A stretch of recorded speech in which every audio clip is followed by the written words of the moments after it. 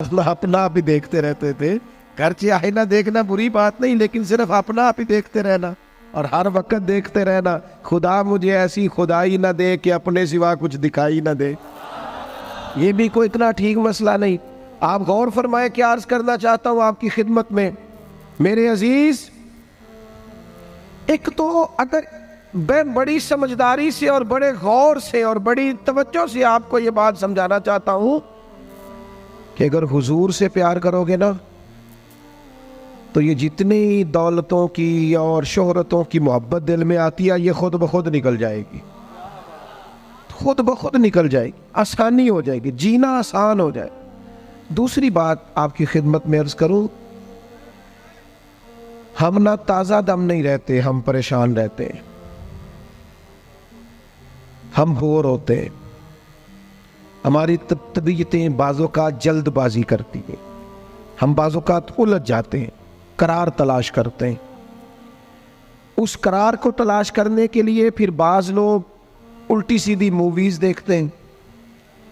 बाज़ लोगों का ख्याल है कि शायद मैं कोई लतीफ़ा सुनूंगा तो मामला ठीक हो, फिर उसका नतीजा भी निकला है लतीफ़े सुनने का। अब लतीफ़े सुनाना भी इतना बड़ा काम हो गया है कि मौलवी है पगड़ी दाढ़ी वाला, लेकिन उसके नाम के नीचे लिखा है फ़नी मौलवी।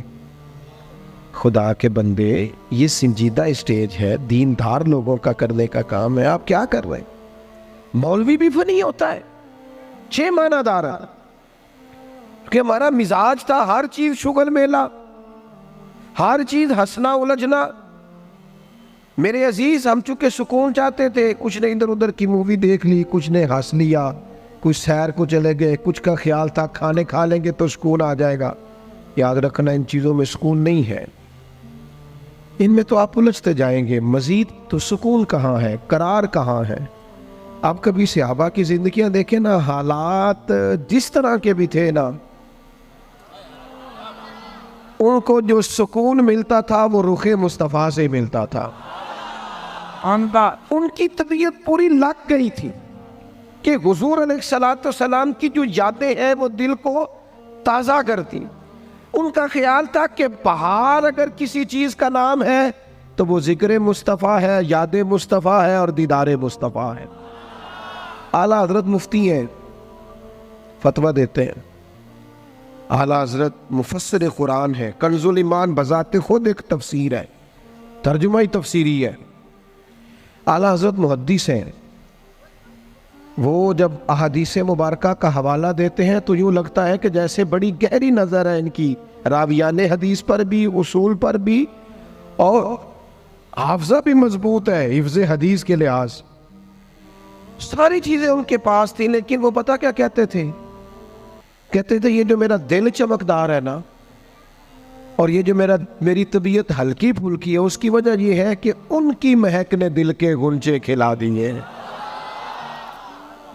ये मैं नहीं आपको तकरीर सुना रहा, मैं तो जज्बात का इजहार कर रहा हूं। उनकी महक ने दिल के गुंचे खिला दिए हैं। तो क्यों गुंचे खिला दिए? कहते मेरे नबी का कमाल ये है कि वो जिस राह चल दिए हैं कूचे बसा दिए। वो जिस राह भी चल दिए हैं कूचे, हुजूर पर थोड़ा गुजर जाए तो काम हो जाता है। करार, सुकून, सारे दुख मिट जाएंगे अगर दिल हुजूर से लगा लोगे। अगर मुहब्बतों का मरकज रसूल पाक को बना लोगे। आप देखें ओहद के मैदान के अंदर काफिर ने एक बड़ी अजीब साजिश की मुसलमानों को परेशान करने के लिए। और तक भाई आप लोगों की वजह से अगर इतने लोग तकलीफ में हैं तो आपको समझ जल्दी से बैठ जाए जी, जल्दी से जी, फैसला करने में इतनी देर, अल्लाह आपको सलामत रखे, बैठ जाए जी। अब आप खड़े हैं जनाब, आप भी बैठ जाए, अल्लाह आपको बरकत अता फरमाए। अच्छा, एक बंदा महफिल में खड़ा हो जाता है मोबाइल लेके, अल्लाह उन्हें समझना चाहिए कि बाकी सारे कुल भी है मोबाइल। खुदा के बंदे, आपकी वजह से इतने लोग पीछे अगर परेशान है तो आपको समझना चाहिए उस चीज़ को। अल्लाह ताला आप सबको हंसता और मुस्कुराता रखे। नबी पाक की ज़ात से जब आपकी कामिल वाबस्तगी हो जाएगी ना, तो हुजूर की ज़ाते वाला का प्यार, और प्यार लारों वाला नहीं होना चाहिए, खाली जल से महफिल में और माए का हाथ में आया तो इश्क का दावा तगड़ा, खाली इस तरह नहीं। तन्हाई में भी तो रोए हुजूर की बारगाह। एक महफिल में मैं एक दफ़ा हाजिर था तो एक नात का बच्चा मेरे पास आया, कहने लगा जी मेरी सिफारिश कर दो, मैं भी हजूर दी बारगाह च हाज़री लवानी है। मैं क्या पुत्र तू घर जाके पढ़ लै, उत्थे भी हाज़री लग जाएगी कि 4000 बंदा चाहिए हाज़री लवाने लई। हुजूर की बारगाह में तो जहाँ बैठ के भी पढ़े हाज़री लग जाती है। इसके लिए क्या साज संवर के मजलिस ही फ़कत हो तो हाज़री लगती है? ये भी आला हाज़री है, पर वो तो वल्लाह वो सुन लेंगे और फरियाद को पहुँचेंगे हम। बस इतना तो हो, कोई फरियाद करे दिल से, तू बात तो दिल से कर। आपकी जब कामिल वाबस्तगी हुजूर से हो जाएगी ना, तो ये गुर्बतों का डर, ये परेशानियाँ, ये आजमाइशें, एक जगह रोना नहीं रोया हज़रत बिलाल ने कभी अपनी गरीबी का, एक जगह परेशान नहीं हुए कभी हज़रत सलमान फ़ारसी के मैं परदेसी हूँ, एक जगह भी कभी जनाब सुहैबी रोमी को तकलीफ़ नहीं हुई। क्यों भला? इसलिए कि हुजूर की मोहब्बत ऐसी दवा है जो हर बीमारी से शिफा अता कर देती। ओहद के मैदान में काफिरों ने एक चाल चली थी। उनको पता था कि कौन सी बात मुसलमानों को ज्यादा परेशान कर सकती है। उन्होंने एक अफवाह फैला दी थी कि माज़अल्लाह हुजूर को शहीद कर दिया गया। उसकी वजह से शदीद परेशान हुए सहाबा, और जंग के जो नतायज बरअक्स आए उसकी बड़ी वजह यह अफवाह भी बनी। अब सहाबा बड़े परेशान थे, हुजूर शहीद हो गए। कुछ लोग ना मैदान उहद से जब वापिस आ रहे थे ना, जंग खत्म होने के बाद, एक खातून जा रही थी मैदान जंग की जानिब। औरतें अपने मिजाज के लिहाज से कमज़ोर होती हैं कल्बी तौर पर, और बड़ी खूबसूरत बात लिखी है उलमा ने, कहते हैं औरत के दिल में दर्द ज़्यादा होता है ना, प्यार ज़्यादा होता है, और ये जो वो कमज़ोर वाक़या हुई है इसे ऐब ना समझो। इसीलिए तो अल्लाह ने बच्चे को पालने का ज़िम्मा उसका लगाया है कि वो शफ़क़त ज़्यादा रखती है, मोहब्बत ज़्यादा रखती है, दर्द दिल ज़्यादा रखती। इसलिए जिस दर्द से वो बच्चे को पाल लेती है ना।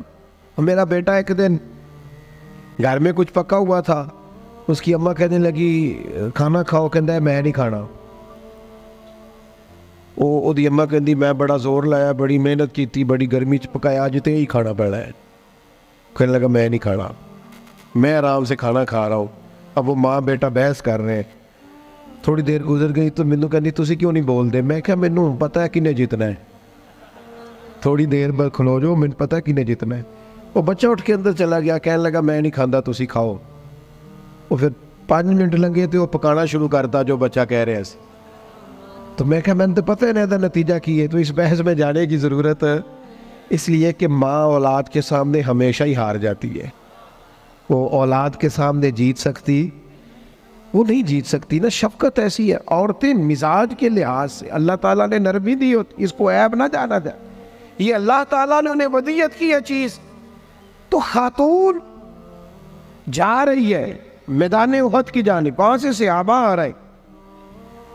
तो खातून पूछती है सहाबा से हुजूर का क्या हाल है? तो एक सहाबी अपने लहजे में गोया कहने लगे खबर मुश्किल है, पर तुझे सुनानी भी ज़रूरी है।